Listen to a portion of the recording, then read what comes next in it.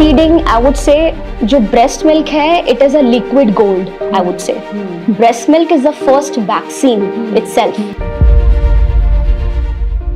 तब मेरी कजन्स घर पे आ रही हैं, उनके बच्चे रो रहे हैं, वो सो नहीं पा रहे हैं, कभी वो अपनी सास को दे रहे हैं बच्चे को संभालने के लिए. है कि यार शिट बच्चे को ये क्यों हो गया. इनिशियली बहुत चैलेंजिंग था कि छोटे बच्चे जब आ रहे हैं, अभी जोश जोश में सीट तो उठा ली, लेकिन उसके बाद बहुत चैलेंजिंग भी था कि यार ये बच्चे रोए जा रहे हैं, इनको संभाले कैसे. अब टाइम है कि इट्स योर शो टाइम, अब आपको संभालना है इनको, कि इसके शरीर को खाना नहीं लग रहा, ये मोटा क्यों नहीं हो रहा, कि बच्चे का रंग पहले साफ था अभी सांवला होता जा रहा है, ठीक है. और मतलब कई बच्चे मिट्टी खाते हैं. आई बिलीव जो छोटा बच्चा जिसका ब्रेन ग्रो कर रहा है अभी, उसको आप ज्यादा रोको टोको मत, उसको जमीन पे छोड़ दो. कि एक माँ जो अकेली एक बच्चा पैदा करती है वो 2-3 बच्चों को भी दूध पिला सकती है, इतना दूध उतरता है माँ का. बेबी आउट हुआ मदर के वूम्ब से और आपको उसको छाती पे लगाना है.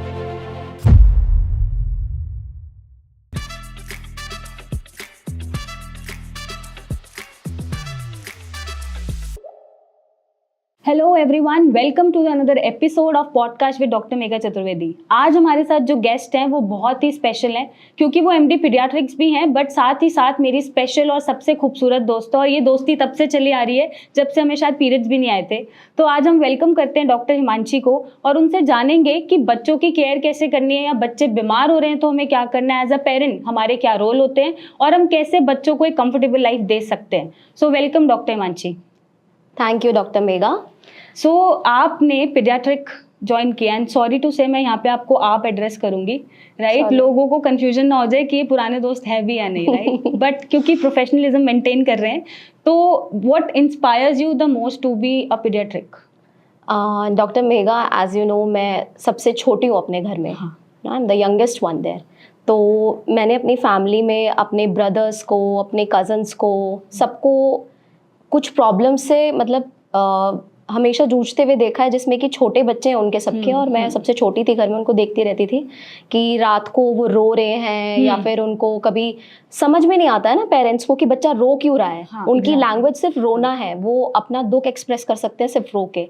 तो आई यूज्ड टू सी कि यार मतलब कि क्या हो रहा है ना बच्चों के साथ. सब मेरी कजन्स घर पे आ रही हैं, उनके बच्चे रो रहे हैं, वो सो नहीं पा रहे हैं, कभी वो अपनी सास को दे रहे हैं बच्चे को संभालने के लिए. तो ये इंस्पिरेशन मेरे दिमाग में आया है कि एटलीस्ट अगर ये बच्चों का रोना समझ पाऊँ मैं किसी तरीके से. और मैंने एग्जाम दिया और जैसे ही मुझे पीडियाट्रिक्स की सीट मिली, जब मैंने देखा सीट अलॉट होने के बाद, तो आई वॉज द वन कि अब मुझे कुछ और वेट करने की जरूरत नहीं है, I should join this seat as soon as possible. तो बच्चे जैसे डेली बेसिस पे आप देखते हो, ओपीडी में पेशेंट आ रहे हैं, बच्चे आ रहे हैं, तो सबसे ज्यादा आपको क्या मतलब उनकी तरफ अट्रैक्ट करता है या पसंद आता है देखना, या कभी ऐसा भी लगता है कि यार शिट बच्चे को ये क्यों हो गया, नहीं होना चाहिए था, ऐसा कोई इमोशन आता है? इनिशियली बहुत चैलेंजिंग था कि छोटे बच्चे जब आ रहे हैं, अभी जोश जोश में सीट तो उठा ली, लेकिन उसके बाद बहुत चैलेंजिंग भी था कि यार ये बच्चे रोए जा रहे हैं, इनको संभाले कैसे. अब टाइम है कि इट्स योर शो टाइम, अब आपको संभालना है इनको. तो इनिशियली लगता था, to be very honest, but अब उस चीज़ की आदत हो गई है बाय द टाइम. तो अब समझ में आता है कि बच्चे को पेट में दर्द हो रहा है, वो इसलिए रो रहा है, बच्चे को कोई और परेशानी हो रही है, आँख में दर्द है, सर में दर्द है, वो समझ में आता है. But at the same time जैसे ही उनको रिलीफ मिल जाता है उस प्रॉब्लम से, तो वो सबसे बड़ी सेटिस्फैक्शन होती है एक डॉक्टर के लिए. तो पेशेंट सबसे ज़्यादा जो बच्चे आते हैं कंप्लेंट्स लेके या बीमारियां लेके, पेरेंट्स लाते हैं उन्हें, सबसे ज़्यादा आपको क्या फ्रीक्वेंटली देखने में मिलता है कि ये प्रॉब्लम आ रही है बच्चों में? प्रॉब्लम्स यही हैं, एक मदर के लिए उसका बच्चा कभी भी हेल्दी नहीं है, उसके हिसाब से वो बच्चा कमज़ोर ही है. चाहे उसका एक्सपेक्टेड वेट कितना भी मतलब अप्रोप्रिएट, अगर हम चार्ट्स पे प्लॉट कर रहे हैं, अगर वो एग्जैक्ट ठीक भी आ रहा है, तब भी मदर्स का यही इशू रहता है कि इसके शरीर को खाना नहीं लग रहा, ये मोटा क्यों नहीं हो रहा. सबसे मेन इशू यही है. और बाकी कॉमन थिंग्स हैं कि जैसे मतलब I am here not to offend anyone, but sometimes mothers बोलती हैं कि बच्चे का रंग पहले साफ था अभी सांवला होता जा रहा है, ठीक है. और मतलब कई बच्चे मिट्टी खाते हैं, but mothers and parents do not know कि उनके साथ कोई मेडिकल इशू चल रहा है, इस वजह से वो सब हो रहा है. तो वो हमारा काम है उन्हें आगे समझाना. तो these are the common things. बाकी और भी बहुत सारी चीजें हैं, मतलब ठीक से नहीं पढ़ पाना, पढ़ाई में ध्यान नहीं लग रहा है, besides the other pathological issues. अच्छा, ये भी एक कंसर्न. हाँ, ये भी कंसर्न रहता है. तो डॉक्टर हिमांशी, जैसे आजकल जैसे आपने बोला ना, बच्चा काला पड़ता जा रहा है, ऐसे इश्यूज हमारे पास भी आते हैं जब स्किन के पेशेंट्स आते हैं कि मैम बच्चा गोरा हो सकता है या नहीं, इसके ये स्पॉट हो रहा है, ये हो रहा है। तो लोगों को या पेरेंट्स को कंसर्न बहुत है बच्चों को गोरा करने के लिए, और वो हालांकि दिखता वैसा ही है जैसा उसका जेनेटिक है या उसके पेरेंट्स हैं या ग्रैंड पेरेंट्स है, राइट। तो ऐसे पेशेंट्स का जो साइकोलॉजी है या ऐसे पेरेंट्स का जो साइकोलॉजी है, हम कैसे बदल सकते हैं? हमें उनको ना इसी तरीके से समझाना पड़ता है कि आपका बच्चा जो रंग आप साफ बताते हो वो इस वजह से था क्योंकि उस टाइम पे बच्चे की जो ऑर्गन है, जो लार्जेस्ट ऑर्गन स्किन है बेसिकली, हर ऑर्गन की ग्रोथ हो रही है, उसके साथ साथ स्किन की भी ग्रोथ हो रही है। तो वो पूरी तरह से स्किन बनी नहीं होती है। जो genetic makeup as you said जो ऑलरेडी डिसाइड हो चुका है, वो बच्चा वैसा ही बनना है। उसके नैन नक्श एज यू से, उसकी बॉडी, उसका colour, everything is pre decided. वो जेनेटिक कोडिंग, जेनेटिक मेकअप जैसा हो चुका है, वो वैसा ही है। तो उनको इसी तरह से समझाना पड़ता है। बिसाइड्स उनको कोई स्किन का इशू ना हो। Otherwise we have to just counsel the patients कि माता जी ऐसा नहीं है, ये टाइम के साथ हम भी ऐसे ही थे। हम पैदा हर बच्चा ही साफ रंग के साथ होता है, गोरा हुआ था, लाल लाल हुआ था, but as the skin grows, उनकी जनरेशन, जो सेल्स की जनरेशन है वो होती है, देन उसके बाद डिसाइड होता है कलर। यस। तो बच्चे आजकल बहुत बीमार पड़ जाते हैं, जैसे है ना, थोड़े थोड़े दिनों में कफ, कोल्ड या लूज मोशन लग गया या फीवर आ गया। तो ये जो इम्यूनिटी का इशू आ रहा है आजकल, वो किस वजह से आ रहा है? आई थिंक सबसे बड़ा जो प्रॉब्लम है वो आज की डेट में है कि हम ओवर कंसर्न हैं अपने सराउंडिंग्स की सफाई को लेके।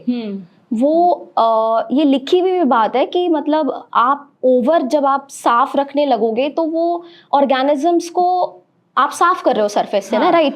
तो आपकी बॉडी कैसे पहचानेगी कि अगर वो इन्फेक्शन हो भी रहा है, तो मतलब मुझे इसके अगेंस्ट लड़ना है, क्योंकि आपने उस ऑर्गेनिज्म को साफ ही कर दिया अपनी सराउंडिंग्स में से। जो हाइपोथेसिस क्रिएट हो रही है कि हमने ओसीडी डेवलप हो गया लोगों के अंदर ना, कि आपने सफाई रखनी है। हमारे टाइम में एज यू रिमेम्बर कि हम स्कूल में हम खेलते थे, ठीक है, मिट्टी में खेल रहे हैं, we didn't bother about washing hands every time and just cleaning all of stuff. सारी चीजें साफ करनी है। तो आजकल मदर्स भी, I am sorry to all the mothers, but mothers को भी बहुत ज्यादा इस चीज का ऑब्सेशन हो चुका है कि वो चीजों को साफ करते हाथ धुलाना, सैनिटाइज कराना, ओवर क्लीनिंग रखना, यस, बच्चा जो कर रहा है उसे करने नहीं देते। बिल्कुल राइट। आई बिलीव जो छोटा बच्चा जिसका ब्रेन ग्रो कर रहा है अभी, उसको आप ज्यादा रोको टोको मत, उसको जमीन पे छोड़ दो। उसके हाथों में आप लोग मिटन्स पहना रहे हो, प्लीज मम्मीज प्लीज आप मिटन्स मत पहनाओ। उसको अपनी हाथों को देखने दो कि उसकी उंगलियां ऐसी हैं। Let them put their hands in their mouths also. वो उनकी बॉडी के लिए, इम्यून सिस्टम के लिए it is good for them. And इसकी वजह से आई गेस लर्निंग भी स्लो हो रही है बच्चों की ना, क्योंकि एक्सप्लोर ही नहीं करते हैं। बिल्कुल, आप घर में ही हो और मतलब बाहर निकालना नहीं है, एक्सप्लोर करने नहीं देना, right. All the time on the iPad और yes on the TV, tablets, everything is. तो मुझे लगता है कि लर्निंग भी शायद जो डिले हो रही है बच्चों में आजकल, जैसे लेट वॉकिंग शुरू होती है या बोलना लेट शुरू करते हैं, मे बी हो सकता है रीजन क्योंकि वो एक्सप्लोर ही नहीं कर रहे हैं कुछ भी। Yes, at some point of medical issues की वजह से ये दिक्कतें आती हैं, बट हाँ कुछ परसेंटेज ये भी है कि हाँ the social media and everything is putting an impact. तो सबसे इम्पोर्टेंट रोल जब बच्चा पैदा हुआ है, तो ब्रेस्ट फीडिंग के बारे में आपका क्या ओपिनियन है कि कितना इम्पोर्टेंट रोल प्ले करती है? See breast feeding, I would say जो ब्रेस्ट मिल्क है, it is a liquid gold, I would say. Breast milk is the first vaccine itself. सबसे पहली वैक्सीन बच्चे के लिए माँ का दूध ही है। जो ब्रेस्ट फीडिंग जो बच्चे नहीं करते हैं, मतलब कि जो फॉर्मूला फीड्स पे हैं या मदर फीड पे नहीं है, उनमें मतलब वो वाला आप देखोगे कि लेवल ए की कुछ स्टडीज भी हुई हुई है। लेवल ए स्टडीज आर दोस्त की जो एक बहुत अच्छे लेवल की स्टडी होती है। जैसे कि उन बच्चों में IQs भी बहुत कम रह जाता है जो बच्चे फॉर्मूला फेड बेबीज हैं। ब्रेस्ट फीडिंग कराने के साथ साथ उसमें क्या है कि आपके सारे जितने भी नर्व ग्रोथ फैक्टर्स हैं, आपकी गट को मैच्योर करने के लिए जो फैक्टर्स हैं, बच्चे को मलेरिया ना हो वो भी बचाने के लिए पाबा के नाम से एक फैक्टर है। तो there are lot of things जो अकेला ब्रेस्ट मिल्क ही दे रहा है आपको। तो ऐसा भी कोई रूल है कि कितनी एज तक ब्रेस्ट फीड कराना है, या 1 साल के बाद भी करा सकते हैं, या 6 मंथ्स ही कराना है? सी WHO रिकमेंड्स कि exclusive breast feeding for 6 months, जिसका मतलब है कि आपने बच्चे को सिर्फ 6 महीने तक माँ का दूध देना है। उसके अलावा पानी, sips of water is also not allowed. It is like that कि आपने सिर्फ माँ का दूध देना है, क्योंकि वो इनफ है।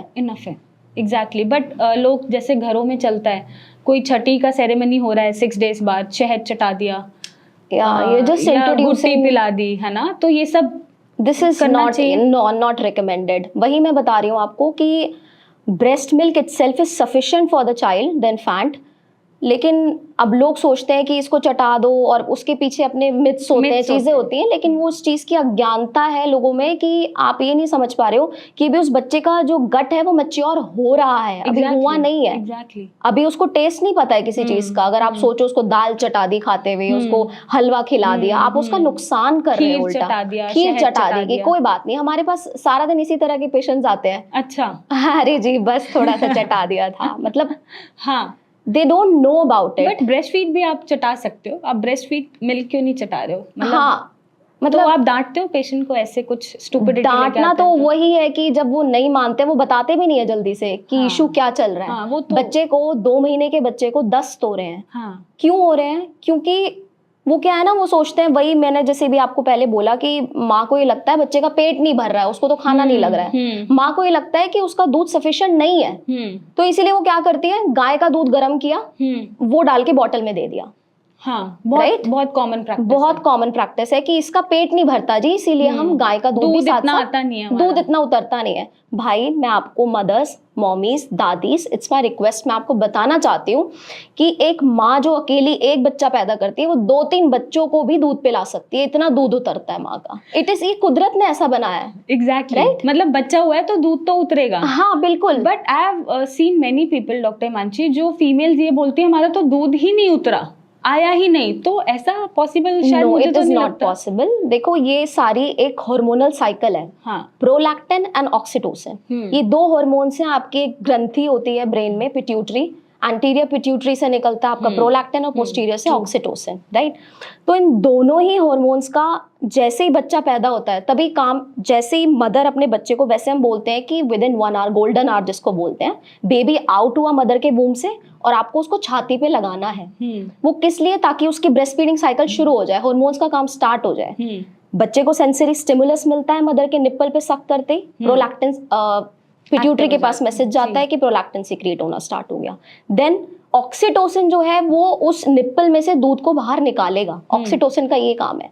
तो जो breast feeding itself is a cycle जो है कि वो मदर के लिए भी और बच्चे के लिए भी बहुत ज्यादा इंपॉर्टेंट है। और जैसे ही बच्चा छाती पे लगाते हो आप, ये साइकिल स्टार्ट हो जाती है। तो ये एक लैक ऑफ कॉन्फिडेंस और एक नेगेटिव काउंसलिंग आई वुड से कि मदर की हो जाती है कि नहीं जी इसका तो दूध ही नहीं उतर रहा। आपको एक मदर के अंदर कॉन्फिडेंस भरना पड़ेगा, क्योंकि जो ऑक्सीटोसिन है, अब हम बात करें कि स्ट्रेस की, कि जो स्ट्रेस अगर मदर ले रही है ऑक्सीटोसिन नहीं रिलीज होगा। अगर वो अपने बच्चे को प्यार से देख रही है, उसके बारे में प्यार से सोच रही है, oxytocin will start doing it's work. तो ये इंटरकनेक्ट प्ले है दोनों का, कि ऐसा नहीं हो सकता कि दूध उतर नहीं रहा है।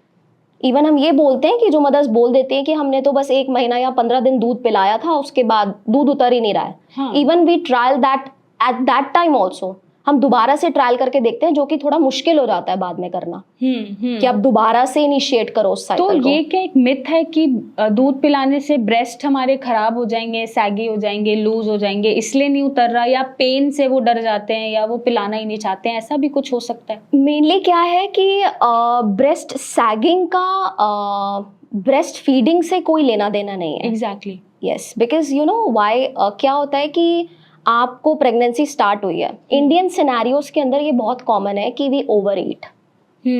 लेडीज जो है प्री प्रेगनेंसी जो उनका वेट रहता है, अगर वो लीन आपके जैसे हैं, ठीक है, तो उनको बाद में वेट शेड करने में बहुत आसानी होगी। लेकिन अगर आप पहले से ओबीस हो, सॉरी टू से दैट, अगर आपका पहले से BMI ओवरवेट और ओबीस की तरफ जा रहा है, और अगर आपका ब्रा साइज पहले से ही ज्यादा था, बड़ा था, तो आप उस चीज को ब्रेस्ट फीड पे नहीं डाल सकते बाद में। Exactly, it is an interplay again. हाँ, तो ऐसा नहीं हो सकता कि दूध उतरे ही ना?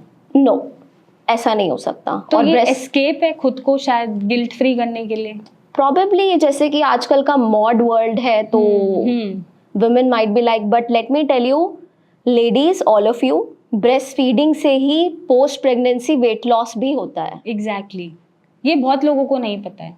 It is written in the books, in the standard books also, कि अगर आप मेनली क्या है, आप अपने बच्चे को दूध पिला रहे हो, उसको कैलोरीज दे रहे हो और अपनी कैलोरीज घटा रहे हो. अगर आप 6 महीने तक बच्चे को एक्सक्लूसिवली ब्रेस्ट फेड कर रहे हो तो आपका वेट बहुत आसानी से लूज हो जाएगा. 90% तक आपका वेट लूज हो जाएगा. मेरा प्री पार्टम वाला. हाँ 3 मंथ्स में ही हो गया था. हाँ, तो after that it's up to you कि आप 6 महीने के बाद पिलाना चाहते हो as per child requirement. Yes, आपका वेट लूज हो रहा है यार, why won't you do that? या बट साल तक पिलाओ. हाँ कभी भी पिलाओ. जैसे पर्सनली मैं बोलूँ तो मेरे बेटे ने खुद 2.5 साल तक दूध पिया है. सी राइट तो मेरा मन भी नहीं करता था, ऐसा नहीं था मुझे वेट लॉस करना था, बट वो बहुत ऑब्सेस था और मेरा भी मन नहीं करता था कि मैं छुड़ा दूं कि इसको दिक्कत होगी, रोएगा, या इमोशनल कनेक्ट ज्यादा था उसका भी या मेरा भी. बट एनीवे छुड़ाना पड़ा क्योंकि अब ज्यादा हो रहा था. राइट तो वो कॉम्प्लिकेशंस फिर खुद के लिए क्रिएट हो रहे थे, जैसे निपल्स पे कट लग जाना या नॉट्स बन जाना. वो खुद को परेशानी हो रही थी तो छुड़ाना पड़ा. Yes, that's what. अगर आपको प्रॉब्लम हो रही है तब आप छुड़वा दो, अदरवाइज. एग्जैक्टली. तो कुछ ये भी होता है कि ब्रेस्ट फीडिंग पे ही बच्चा रहता है तो खाना नहीं खाता है, ऐसा कुछ होता है? ब्रेस्ट फीडिंग पे 6 मंथ्स के बाद आपको कॉम्प्लीमेंट्री फीडिंग स्टार्ट करनी होती है बच्चे की ना. आपको उसके टेस्ट बड्स को डेवलप करना होता है. तो अगर आप उसको ब्रेस्ट फीड ही सिर्फ दोगे, उसका पेट, उसकी सैटिस्फाइड तो मतलब वो रहेगा ना कि पेट भरा हुआ है बच्चे का, अब वो और कुछ खाएगा ही नहीं. तो वो भी आपको एक बैलेंस वे में करना पड़ेगा कि आपने पहले उसको कुछ खिला दिया after 6 months. I am talking about कि आपको उसको जो भी आपने देना है, सेमी मैश्ड या सेमी सॉलिड, जो भी प्यूरीज देनी है वो सब देना है. और बीच बीच में आपने ब्रेस्ट फीड्स देनी है उसको. नॉट लाइक कि आपने पहले उसका पेट भर दिया देन आप कंप्लेंट कर रहे हो कि वो बच्चा कुछ खा नहीं रहा है. एग्जैक्टली. आजकल के बच्चों में डॉक्टर मानसी, जैसे मैंने देखा है कि लैक्टोज इंटॉलरेंस भी बहुत बढ़ रहा है. है ना. तो या तो अर्ली एजेस पे गाय का दूध लगा देते हैं, भैंस का दूध लगा देते हैं. धीरे धीरे वो गट को इरिटेट करके शायद डिस्टर्बेंसेस क्रिएट करता है. तो what is the right age to introduce some other milk other than breast milk? See, after 6 months only, I would say. 6 months तो आपने एक्सक्लूसिवली ब्रेस्ट फीड ही करना है बच्चे को. उसके बाद आप, हाँ, बट ये है कि आप उसको यू शुड लिमिट इट. अगर आप काउ मिल्क दे रहे हो या फिर बफेलो मिल्क दे रहे हो, goat milk is not advisable क्योंकि वो इन द लॉन्ग रन वो आईडीएस, आयरन डेफिशिएंसी, एनीमियास करा सकता है, आगे बोनी डिसऑर्डर्स करा सकता है, जो भी बच्चे एक्सक्लूसिवली गोट मिल्क पे होते हैं. और बहुत सारे लोग होते हैं ऐसे जो सिर्फ गोट का दूध देते हैं. तो यू कैन फीड कि आप काउ का भी दे सकते हो, बफेलो दे सकते हो. So it's up to you, means I would say. और बच्चे का गट संभालना चाहिए, राइट? नहीं संभाल रहा है तो मत दो.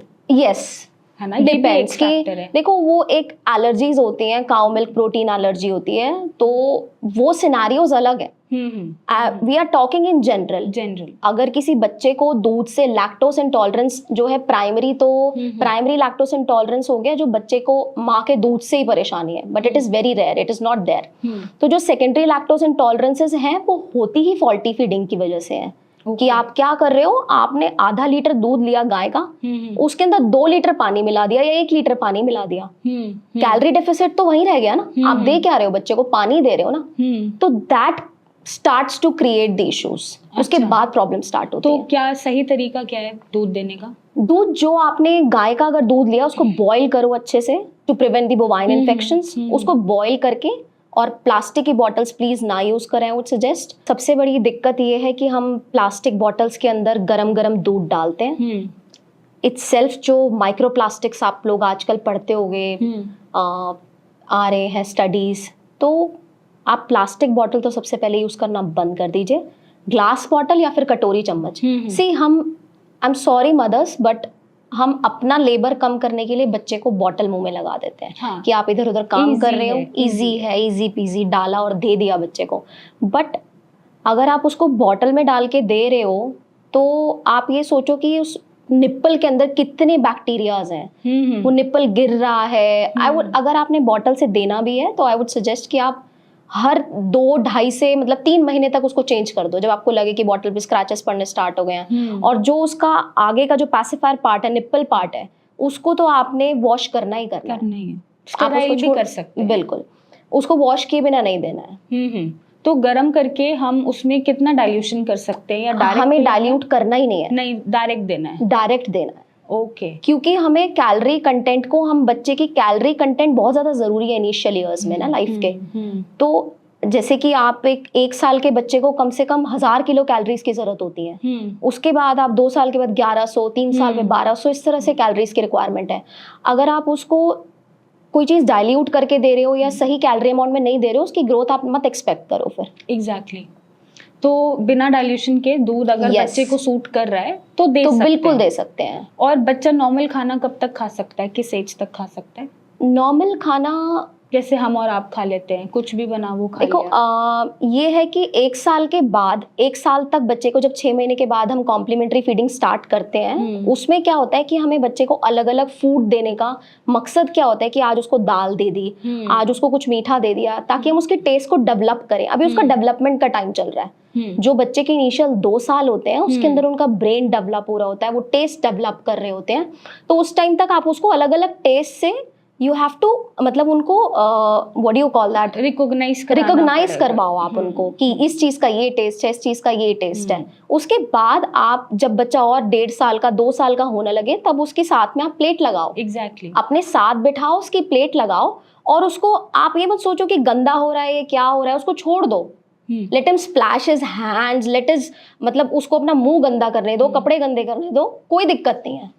But he learn, he appreciate what he is doing. तो वो ब्रेन डेवलपमेंट के लिए बहुत जरूरी है, उसकी कॉग्निशन के लिए बहुत ज्यादा जरूरी है। ऑल्सो कॉन्फिडेंस भी आता है। यस। तो ये जरूरी भी है, बट आजकल पेरेंट्स को ज्यादा शायद लर्निंग की जरूरत है बच्चों से। Yes, I would say that. मतलब ये प्रॉब्लम्स ज्यादा आती हैं अर्बन पॉपुलेशन में, I would say, I am sorry to say that, but जो रूरल पॉपुलेशन है या सब अर्बन एरियाज हैं, उनको एक चीज होती है, आपको कुछ नहीं पता तो आप सामने वाले की सुनोगे। अगर आपको थोड़ा बहुत कुछ पता है तो आप ये सोचोगे मुझे सब कुछ पता है। तो जैसे कि हमारे पास ओपीडी में पेशेंट्स भी आते हैं जो कि थोड़ा सा अर्बन पॉपुलेशन से जो आते हैं, सिटी साइड से, तो उनको ऑलरेडी गूगल पे से वो पढ़ के सब कुछ आए होते हैं, what is lactose intolerance, what is this, what is that. तो वो आके आपको ज्ञान देना शुरू कर देते हैं। अब तो आपने देखा भी होगा, डॉक्टर्स के ओपीडी के बाहर ही लगा रहता है कि गूगल का ज्ञान अपने पास रखिए। तो इट इज वेरी कॉमन, आप भी सारा दिन यही देखते होगे।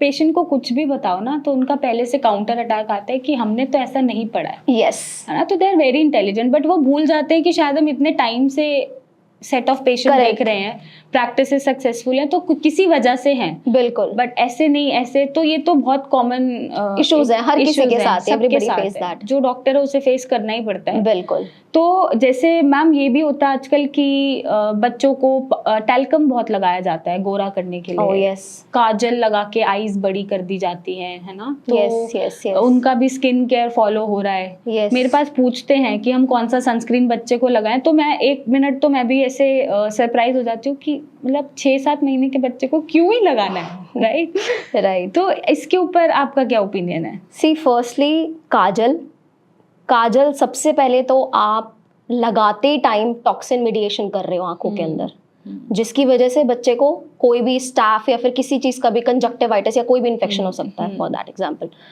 दूसरी चीज क्या है कि बच्चों में, आपने एक अपनी ओपीडी में भी बहुत कॉमन चीज देखी होगी कि जिस बच्चे की आंख में से पानी जा रहा है, हमारे पास दिन में, मतलब ये तो रेगुलर पेशेंट्स हैं कि छोटा गोद का बच्चा है, माँ की दूध पीता हुआ बच्चा है, उसकी आंखों में से पानी आ रहा है। क्यों? क्योंकि आपने काजल लगाया हुआ है। आप काजल से क्या कर रहे हो, हमारे यहाँ पर इधर इस एरिया पर नेज़ोलैक्राइमल डक्ट्स होती हैं, ठीक है। आपने वो काजल लगाया, आपने क्या किया, उसको ब्लॉक कर दिया। उस ब्लॉकेज की वजह से आपके बच्चों की आंखों में पानी आ रहा है। And on the other part also, अगर हमें बच्चे में अनीमिया चेक करना है या कोई डेफिशिएंसीज चेक करनी है, विटामिन ए डेफिशिएंसी चेक करनी है, तो हमारे लिए आंखें बहुत जरूरी है चेक करनी। अगर आपने भर भर के काजल ही लगा दिया, हम क्या चेक कर लेंगे? आपने नेज़ोलैक्राइमल डक्ट उसकी ब्लॉक कर दी, टॉक्सिन मीडिएट कर दिए। बट आप चाहते हो कि बच्चे की आंखों में काजल लगाएं तो उसकी आंखें ऐश्वर्या राय जैसी हो जाएं। ये पहले से डिसाइडेड है भाई। अगर जेनेटिक मेकअप, जिस टाइम बच्चे का नर्वस टिश्यू ग्रो कर रहा होता है उसी टाइम आंखें भी ग्रो कर रही होती हैं। तो आप अगर बाद में उसको काजल लगाओगे, जब बच्चा पेट से बाहर आ चुका है, अभी 15 दिन का बच्चा हो गया, आप काजल लगा रहे हो, तब वो माधुरी दीक्षित जैसी आंखें नहीं बनेंगी उसकी। एग्जैक्टली। तो इट इज वेरी, मतलब I don't know why why do we put kajal firstly? आपको लगाना है, माथे पे टीका लगा लो, आपके बच्चे को नजर ना लगे, we can understand that, but आप आंखों को इस तरह से खराब मत करो। Secondly talcum powder. Talcum powder आज की डेट में हमारी पीडियाट्रिक प्रैक्टिस में तो it is almost banned. Banned क्यों है? क्योंकि सबसे पहले तो जो आप टैल्कम लगा रहे हो बच्चे को, वो जो उसके पार्टिकल्स हैं वो रेस्पिरेटरी ट्रैक में जा रहे हैं, एलर्जीज बन रहे हैं, रेस्पिरेटरी ट्रैक इन्फेक्शंस हो रहे हैं, वो आप नहीं समझ पा रहे हो। दूसरी चीज क्या है, नेचर ने हमारी बॉडी के ऊपर, हमारी स्किन के ऊपर सेबेशियस ग्लैंड्स दिए हुए हैं, ये पोर्स दिए हुए हैं ताकि हमारे टॉक्सिन्स जो है वो बाहर आ सके बॉडी से ना। आप पाउडर लगा के उसको क्लॉग कर रहे हो। And thirdly the most important thing, जो स्टडीज पीछे भी आई थी, आपने आई एम श्योर देखी होगी, जो टैल्कम पाउडर्स हैं उनके अंदर एस्बेस्टोस होते हैं and these are cancer causing agents. ये बहुत ही हाईली प्रूवन स्टडी है कि you should not apply talcum powders to the kids. But फिर भी गोरा करना है, तो वही जैसे हमने शुरू में ही बात करी है कि गोरा होना ना गोरा होना is not in your hands. Exactly. आप सनस्क्रीन अगर लगाना चाहते हो बच्चे को, हाँ बिल्कुल लगाओ, कोई दिक्कत नहीं है, बट ये है कि आप इस चीज का ध्यान रखो उसमें कुछ ऐसे पिगमेंट्स ना हो जो बच्चे को नुकसान करे। फॉर एग्जांपल ऑक्सीबेंजोन्स जिन सनस्क्रीन्स में होते हैं वो बच्चों को नहीं लगाने चाहिए। Okay. They have been shown in the mammalian bodies की ये जो आपके स्केलेटल सिस्टम्स हैं उनमें डेफिशिएंसीज और डिस्प्लासियास करा रहे हैं। सो यू कैन यूज जिनमें जिंक ऑक्साइड है, वो वाले सनस्क्रीन्स आप बच्चों में यूज कर सकते हो। यस। तो बाकी किस एज तक हम शुरू कर सकते हैं? यू कैन स्टार्ट इट, मतलब आपका वैसे तो घर के अंदर भी जो लाइट्स हैं वो भी एमिट कर रही हैं रेडिएशंस, तो घर के अंदर भी आप after 6 months he want apply, क्योंकि ज्यादातर 6 महीने तक का बच्चा आपकी गोद में ही होता है। एग्जैक्टली। है ना? तो बाकी आप 6 months के बाद देयर इज नो सच, मतलब कुछ ऐसा लिटरेचर नहीं कहता कि आपने कब से स्टार्ट करना है, to be very honest. Okay. बाकी जैसे आप सन में जा रहे हो, बच्चा स्विमिंग करना स्टार्ट कर रहा है, तब आप उसको सनस्क्रीन लगाओ। यस। तो जो इनिशियल 1 year होता है बच्चे का, तो उसमें कौन से हमारे विटामिन्स बहुत इंपॉर्टेंट रोल प्ले करते हैं जो हमें देने चाहिए? See, vitamin D is the main vitamin we have to give. Vitamin D3 जो है वो, क्योंकि आप किसी भी इंडियन का करा के देख लो, मेरा भी करा के देख लो, वो भी कम मिलेगा। तो vitamin D3 first year of life में is very very important. WHO recommend करता है कि आप बच्चे के जन्म से लेके 1 साल तक उसको विटामिन D3 की ड्रॉप्स देनी ही देनी है आपने। Every day 400 international units every day. आप उसको मिस नहीं कर सकते हो। और अगर अदर विटामिन्स की बात की जाए तो आपने, अगर बच्चा डेफिशिएंट लग रहा है इनिशियल ईयर्स में, जैसे कि अगर आपको ओपीडी में एकदम से साइंस दिखने लग जाते हैं, ज़ेरोसिस जैसे विटामिन A डेफिशिएंसी के साइंस दिखने शुरू हो जाते हैं, then you have to treat the patient. उसके बाद आपका टाइम निकल गया, उससे पहले उसका what do you call that, therapeutically देने के लिए। तो 1 साल तक आपने विटामिन D3 देना ही देना है। बिसाइड्स अगर आपको उसके अलावा कोई डेफिशिएंसी लगती है तो आप multivitamin drops you can add. Okay. तो विटामिन डी का ऐसा क्या इंपॉर्टेंट रोल है जो पेरेंट्स मिस कर जाते हैं during this crucial year? Vitamin D की डेफिशिएंसी होने से बोन में डिसऑर्डर्स हो जाते हैं, जिनको हम रिकेट्स के नाम से भी जानते हैं, है ना? तो क्योंकि अभी धूप का एक्सपोजर नहीं है, सब इंडोर्स रहते हैं, सब फ्लैट्स के अंदर रहते हैं, हमें धूप मिल नहीं रही है, क्योंकि विटामिन D3 का कन्वर्जन के लिए हमें स्किन चाहिए। जब उस पर धूप पड़ेगी स्किन पे, then it will convert to the digestible form and the activated form. तो उसकी वजह से क्या होता है, हमारी ओपीडी में कॉमनली डेली हर बच्चा, आप ये लगा लो, जिसको अगर उल्टी दस्त हो रहे हैं उसको रिकेट्स तो है ही है। अच्छा। विटामिन डी आप इररिस्पेक्टिव आप उसके लेवल्स कराओ चाहे मत करवाओ, मतलब आई वुड से कि आप 1000-1200 रुपए वेस्ट भी क्यों कर रहे हो जब आपको पता ही है कि वो कम आना ही आना है। It will be in the deficient level only. Indians में तो ये बहुत कॉमन है। तो आप कुछ ना सोचते हुए आप उसको विटामिन D3 ऐड करते हो, ताकि रिकेट्स में जैसे कि मेनली आपको साइंस मिलते हैं, फ्रंटल बॉसिंग, ठीक है, कॉस्टोकॉन्ट्रल जंक्शंस पे रोजरीज बन जाती हैं, बोनी डिफॉर्मिटीज बन जाती हैं, ठीक है, तो इट इज लाइक दैट। हाँ, बट कुछ पेरेंट्स होते हैं ना कि डॉक्टर ने बोला तो था डिस्चार्ज के टाइम, बट हमने दिया नहीं। हाँ, दैट इज समथिंग, हमने धूप दिखा दिया। तो उनके लिए क्या मैसेज है? उनके लिए ये मैसेज है कि या तो वो डॉक्टर के पार्ट पे कुछ गलती रही है, ठीक है, कि उन्होंने ढंग से काउंसिल नहीं किया पेशेंट को। आप जब भी एक पेशेंट को अपने हॉस्पिटल से डिस्चार्ज कर रहे हो, it is your utter duty, it is your prime duty to explain patient के अटेंडेंट्स को, उसके मदर फादर को, कि आपने किस तरह से क्या करना है। अगर आप कहीं ना कहीं, ये हमारे पार्ट पे भी लैग है कि हम उस तरह की काउंसलिंग नहीं कर पा रहे हैं, आई वुड से।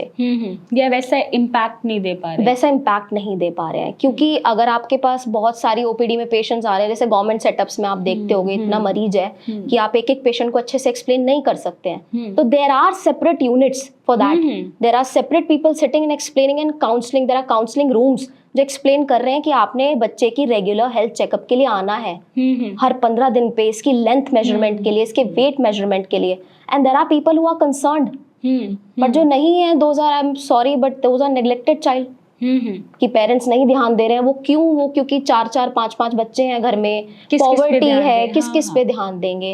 Even the girl child, the lesser sex जिसको हम बोलते हैं, ये भी प्रॉब्लम्स है कि आपकी 4 बेटियां हैं, एक बेटा, आप बेटे पे फोकस कर रहे हो। This is true, this is sad but true.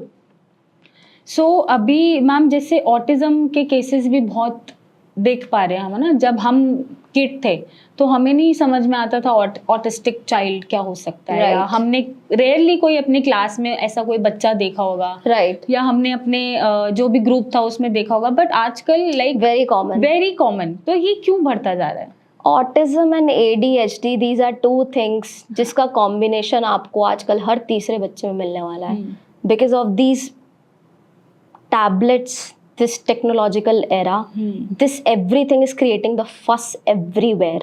आप एक छोटे से बच्चे के हाथ में, बच्चा फीड कर रहा है माँ की गोद में और वो फोन भी देख रहा है साथ साथ, how do you justify this यार? I don't know. मतलब आप फोन दिखा रहे हो बच्चे को, उसके बाद वो बच्चा बड़ा हो रहा है, मदर अपना काम कर रही है किचन में, इधर उधर कुछ कर रही है, बच्चे के हाथ में फोन है, वो आपसे बात करने में इंटरेस्टेड नहीं है, कोई घर में आया है इंटरेस्टेड नहीं है, वो अपने कमरे में जाके या तो टीवी देख रहा है या फोन चला रहा है। आप इतना अच्छा स्क्रॉल नहीं करोगे जितना एक 1.5 साल का बच्चा स्क्रॉल करेगा। तो ये जो बेसिकली आपकी जो अमेरिकन एकेडमी ऑफ पीडियाट्रिक्स है, वो बिल्कुल ये बोलती है कि बच्चों में phone usage is band till it is like कि आपने एक एज ग्रुप के हिसाब से डिसाइड करना है। जो 18 से 24 महीने तक के बच्चे हैं, उनको सिर्फ अलाउड है कि वो वीडियो चैटिंग कर सकते हैं। ओके। कि दूर कोई है, बाहर है, पापा जॉब पे है तो मम्मा ने बात करा दी, इट इज अलाउड। जो आपके बच्चे 2 साल से 5 साल तक के बच्चे हैं, उनको पूरे दिन में 1 घंटा, these are the recommendations I am telling you, 1 घंटा पूरे दिन में अलाउड है सिर्फ, एंड दैट टू जिसमें हाई क्वालिटी प्रोग्रामिंग हो। और जो उससे बड़े बच्चे हैं उनको पूरे दिन में सिर्फ 2 घंटा, 2 घंटे से ज्यादा अपना फोन, या उसमें फोन हो या टीवी हो, कलेक्टिवली आपको 2 घंटा अलाउ करना है बच्चे को। बट मैम अभी तो मुझे जैसा दिखता है अपने आसपास, या पेशेंट भी आता है, अगर वो खाना खा रहा है तो भी वो टैब देख रहा है, इररिस्पेक्टिव ऑफ हिज और हर एज। यस। अगर वो 8 महीने का बैठ के खाना खा रहा है, 10 महीने का, तो भी टैब है। रो रहा है तो फोन दिखा दिया, राइट। डिस्ट्रैक्टेड है या क्रैंकी हो रहा है तो फोन दिखा दिया। तो ये हम अपने कंफर्ट के हिसाब से डील कर रहे हैं चीजों को, इसलिए ये शायद ज्यादा। I believe that only.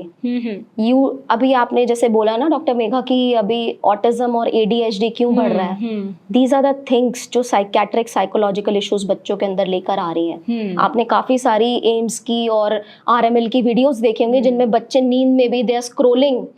These are psychiatric and psychological issues developing because of the use of over usages of phones and technology. और ये भी जो हम बात कर रहे हैं रिकमेंडेशंस की, उसमें भी आपको बच्चे को मॉनिटर करना है कि वो क्या देख रहा है। सोलो और मतलब अकेले बच्चा बैठ के कमरे में देख रहा है, ठीक है, आपको नहीं पता वो क्या देख रहा है, बहुत ही फास्ट पेस्ड प्रोग्रामिंग्स देख रहा है, कोई ऐसे एडवर्टाइजमेंट देख रहा है जिसमें वो डिफरेंशिएट नहीं कर पा रहा है कि फैक्चुअल इन्फॉर्मेशन क्या है और झूठ क्या है। तो you have to monitor all of this. मेहनत तो करनी पड़ेगी बॉस, मतलब अगर बच्चा पैदा किया है तो मेहनत करनी पड़ेगी। सिर्फ पैदा करके या तो पैदा मत करो या फिर उसका ध्यान रखो। हाँ, तो ध्यान तो That's what I believe. क्योंकि मुझे ऐसा ना बहुत सुनने को मिला है, जैसे अगस्त्य कई बार हो जाता है, जैसे रो रहा है या चोट लग गई, गिर गया, तो कोई भी अगर फोन लेके आता है तो मैं क्या प्रेफर करती हूँ कि मैं उसे नीचे ले जाऊँ, घुमा दूं, कार राइड पे ले जाऊं, पार्क ले जाऊं, उसको डिस्ट्रैक्ट कर दूं, या हमारे घर में 3 डॉग्स हैं उनके साथ डाइवर्ट कर दूं। वेरी गुड, आपने डॉग रखे हुए हैं। हाँ, 3 हैं,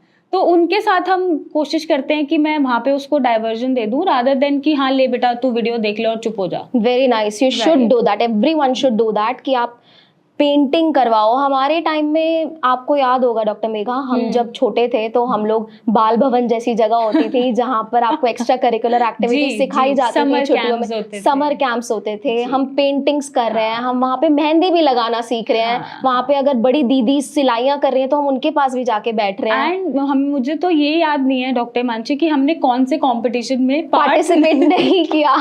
हमने रामलीला हो रही है स्कूल में, हम रावण के दरबार में, हम राम जी के दरबार में, हम सीता की सखी है, हम सीता भी बन रहे हैं, हम सब कुछ कर रहे हैं, हम डिबेट भी कर रहे हैं, राइट? या चाहे म्यूजिक नहीं भी आता तो भी हम जा रहे हैं कि हम करेंगे। 15 अगस्त को एक अगर पेट्रियोटिक सॉन्ग पे डांस होना है तो कौन जाएगा? हम जा रहे हैं, हम जा रहे हैं। मतलब everywhere teachers used to taunt us कि तुम्हें हर जगह जाना है, बस क्लास में नहीं रहना है। तो बहुत फ्रीक्वेंट, दैट्स ट्रू। और मुझे नहीं लगता कि वो चीजें फन भी है, at the same time learning भी है। वो बच्चे इतना एफर्ट भी डाल रहे हैं और सारा टेक्नोलॉजी में ही घुसते जा रहे हैं, राइट? yes. वही वाली चीज है कि आप मतलब एक पार्ट पे अगर बहुत जगह ठीक भी है सोशल मीडिया कि आप लर्निंग पर्पसेस से या कुछ भी, but excessive of everything is bad. अति तो फिर हर चीज की खराब है, बिल्कुल।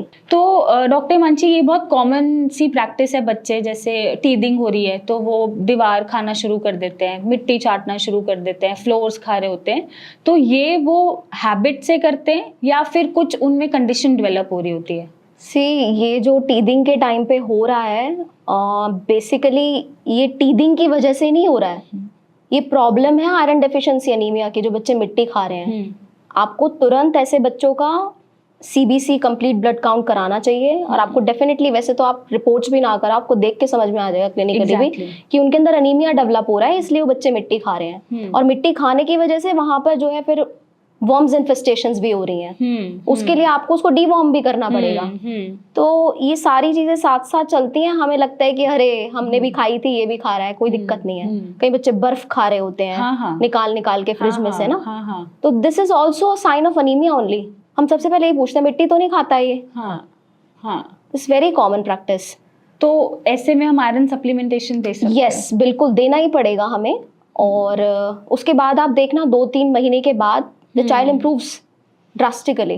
तो ऐसे कौन से सुपर फूड्स हैं जिनसे हम बच्चों की पूरी न्यूट्रिटिव वैल्यू पूरी उनको दे सकते हैं, irrespective of vitamins, minerals and calories and अच्छा वेट? किस सुपर फूड से हम दे सकते हैं? आपने देखा होगा कई मदर्स बोलती हैं, मतलब पिकी ईटर्स जिनको हम बोलते हैं ना, कि सब कुछ नहीं खाते हैं, बस थोड़ी बहुत चीजें खाते हैं। और फिर मदर्स क्या करती हैं ऑन द अदर पार्ट कि उसके पीछे पीछे प्लेट लेके घूमती रहती हैं, पीछे पीछे, अरे बेटा खा ले तूने कुछ खाया नहीं है। You are forcing the child and you are creating a negative impression about the food कि मुझे तो अब ये बिल्कुल नहीं खाना, इसको ले जाओ। वैसे भी बच्चे उल्टा ही करते हैं कि आप जिद करोगे तो मैं आपसे ज्यादा जिद्दी हूँ। तो in that case we would suggest कि कुछ सुपर फूड्स ऐसे हैं जैसे कि मखाना, जो फॉक्सनट्स इसको हम बोलते हैं, it is very rich in calcium, very rich in protein, higher amount of calcium is there. तो आप उसको मखाने की खीर बना के दे सकते हो, मखाने को पीस के पाउडर बना के कोई स्लरी टाइप बनाकर दे सकते हो, चीला बना के दे सकते हो। वैसे ही उसको थोड़ा सा घी डाल के उसमें नमक और काली मिर्च डाल के उसका स्नैक बना के दे सकते हो। This is a very good option. Secondly, आप उसको स्वीट पोटैटो दे सकते हो, very rich in fibre, constipation relief करेगा, ठीक है। There are lot of benefits of sweet potatoes. तो आप उसके कबाब्स बना सकते हो, अगर उसको अलग अलग शेप्स में। There are many things you can do with that. और आप बहुत सारी चीजें हैं, जैसे कि अगर आपका बच्चा गुड़ के चावल नहीं खा पा रहा है तो एक मिकी माउस का प्लेट ले आए, उसमें लगा के दे दिया, उसका चीला बना के दे दिया। उसका इंटरेस्ट बनाना है। मुझे लगता है कि फीड को कभी फोर्स नहीं करना चाहिए। Yes, true, right. नहीं भी खा रहा तो छोड़ दो, बिल्कुल, फॉर सम डेज छोड़ दो। यस, और उसका इंटरेस्ट डेवलप करो, आप उसके साथ खाओ, उसे दिखाओ, फायदे बताओ। अगर स्टोरी सुना सकते हो तो स्टोरी सुनाओ, फिर वो खुद से ट्राई करेगा एंड यस, होपफुली वो लेगा, राइट? यस। सो मैम, ये जितनी भी प्रॉब्लम्स हैं जो फेस करते हैं ड्यूरिंग पेरेंटिंग, ऐसे में फैमिली मेंबर्स का क्या सपोर्ट रहता है? इन विच मतलब अगर बच्चा बीमार पड़ गया, जैसे मेरे पास तो पेशेंट आते हैं, सोरासिस के भी आते हैं, स्किन का कंसर्न लेके, तो छोटे छोटे बच्चों को भी सोरासिस हो रहा है, राइट। ऐसे में हम डाइट रिस्ट्रिक्ट कराते भी हैं, तो उनका ये कहना होता है कि हमारे इन लॉज दे देते हैं, ये चीज मना की है बट इन लॉज ने दे दी कि ये नहीं खाएगा तो कैसे बड़ा होगा। Sorry doctor Megha, I want to interrupt you here. मेरे को ये क्वेश्चन आपसे पूछना था कि मेरे पास क्लिनिक में बहुत सारे सोरियासिस के बच्चे आते हैं। आपका जो ब्रांड है सिया आयुर्वेदा, तो क्या ये हम अपने बच्चों को दे सकते हैं लगाने के लिए lotions and the products you have?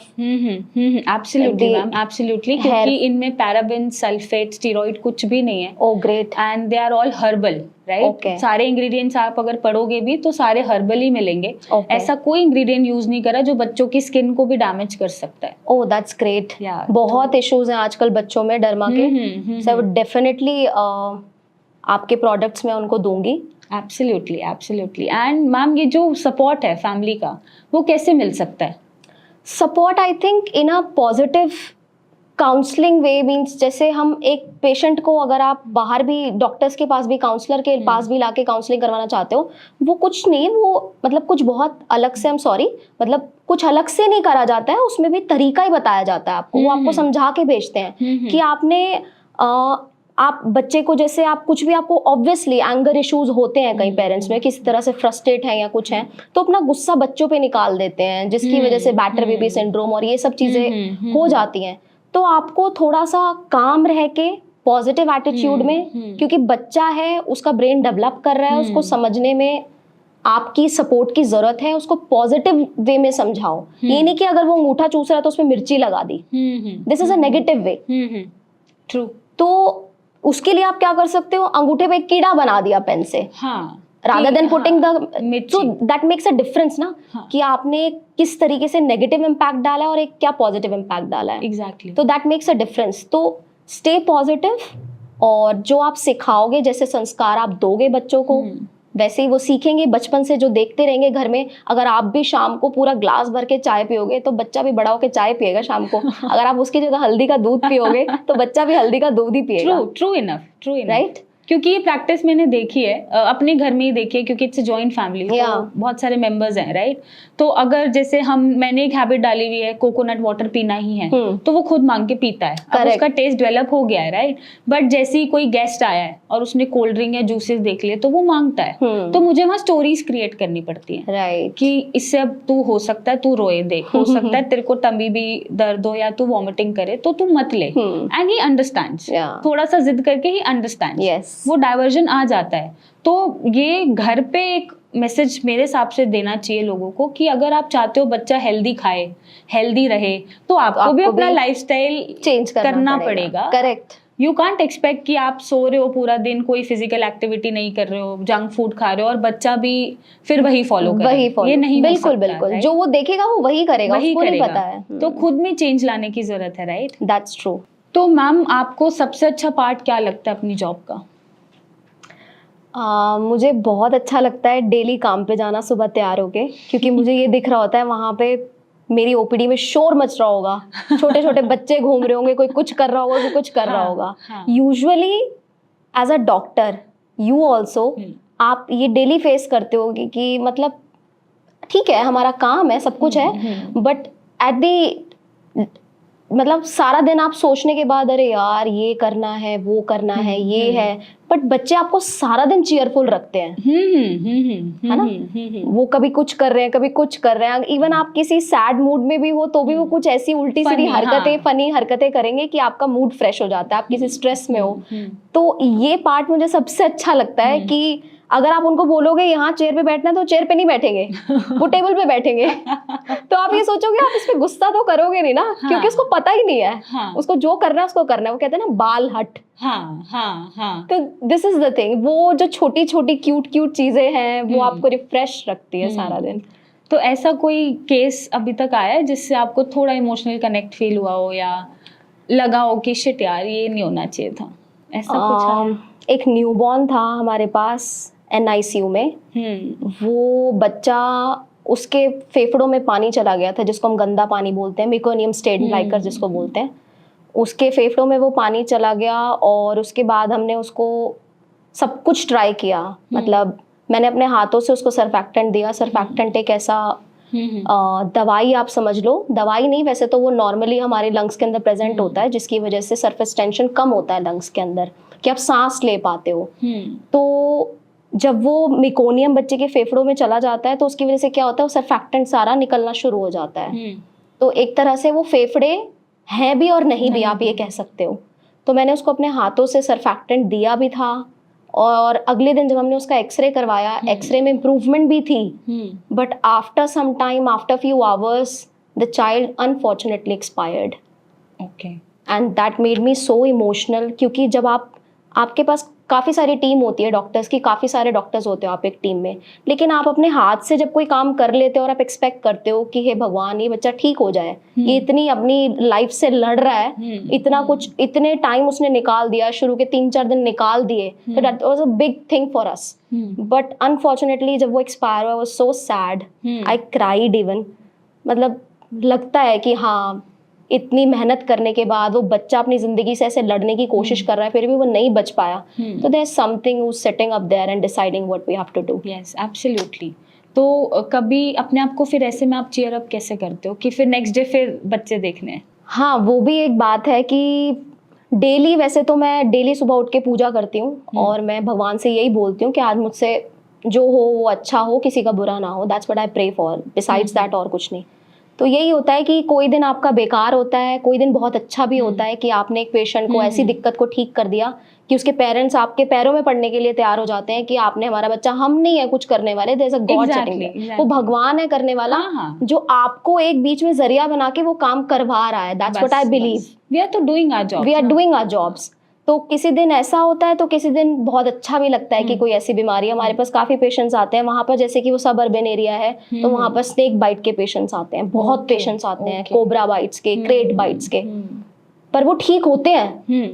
और वो मतलब जो पेरेंट्स उम्मीद छोड़ चुके होते हैं कि अरे बच्चा तो गया हमारा, अब कुछ नहीं है, तो नीला पड़ गया, और जब वो 2 दिन के बाद बच्चा खुद से खाना खा रहा होता है, तो वो चीज़ एक बहुत बड़ी अचीवमेंट लगती है अपने आप में, कि आपने किसी के घर के मतलब बच्चे को, जो अभी यूथ है, ठीक है, उसको बचा लिया, क्योंकि बच्चे ही फ्यूचर है घर का ना, right? So that gives you a very what should I से, या स्ट्रेंथ। राइट। तो मैम, जितने भी पेरेंट्स हैं जो शायद गलतियां कर रहे हैं और शायद ये वीडियो देख के, हमारा शो देख के नहीं करेंगे, और बच्चे को कॉन्फिडेंस वाला जो भी देंगे, संस्कार देंगे, अच्छे देंगे, उसे कॉन्फिडेंट बनाएंगे, रादर देन गोदी में लिए लिए घूमेंगे, और बच्चों को एक्सप्लोर करने देंगे, उनको आप क्या मैसेज दोगे? मैं ये बोलना चाहूँगी कि over thinking is very bad for आपकी हेल्थ के लिए भी और बच्चे की हेल्थ के लिए भी। आप जियो और जीने दो। कुदरत ने शरीर ऐसा बनाया है, दिमाग इतना इंटरेस्टिंग ऑर्गन है कि उसको पता है कि उसने किस तरह से क्या करना है, तो आप उसको फंक्शन करने का मौका दो।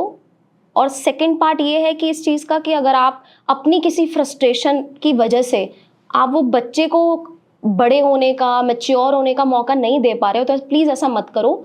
हर किसी की लाइफ के सर्कमस्टांसेस अलग होते हैं। I believe in destiny also, हर किसी की डेस्टिनी अलग होती है। तो आप बच्चा अगर पैदा हुआ है तो बहुत ज़्यादा ये मत सोचो कि हमने इसको बिल्कुल ही ऐसा बना देना है कि ऐसा कोई भी ना हो, उसको एवरेज ही रहने दो, चलेगा। बट उस पर इतना प्रेशर मत डालो कि जैसे आजकल सुसाइडल टेंडेंसीज इतनी बढ़ रही हैं कि वो चीज़ बच्चे का मेंटली इतना ज़्यादा वो टॉर्चर्ड हो जाए। बच्चे को अपना दोस्त बना के रखो, आई वुड से। बच्चा बड़ा हो रहा है, उसको ऐसी एक फ्रीडम दो आप कि वो आपसे हर बात शेयर कर सके, आई वुड से, कि एनीथिंग, वेदर कि आज मुझे पापा ड्रिंक करने का मन कर रहा है, तो वो पापा को बोले, रादर देन 4 गलत not that I am saying कि 18 साल से 21 साल से पहले आप ड्रिंक करो प्लीज। ठीक है, मेंशन करना जरूरी है। वो मेंशन करना जरूरी है। कभी 12 साल का बच्चा बोले वो मैडम तो ये बोल रही थी, तो वो एज भी जरूरी है, that age bar is important. और मेरा सिर्फ इस बात से कहने का ये मतलब है कि आप एक बच्चे को अपना दोस्त बना के रखो, ताकि उसको आगे किसी की भी, ठीक है फ्रेंड्स होना बहुत अच्छी बात है, बट उसको किसी तीसरे इंसान को ढूंढने की जरूरत ना पड़े कि मैं अपना मन हल्का किससे करूं। क्योंकि there are at the times we see, अभी एरा जो आगे आगे आ रहा है, इसमें साइकेट्रिक इलनेसेस बहुत बढ़ने वाली हैं, बढ़ रही हैं, बढ़ने वाली हैं। ट्रू, क्योंकि time has changed, weather has changed, everything. और ऐसे फ्रेंड्स मिलेंगे या नहीं ये भी नहीं पता। Yes, that's true.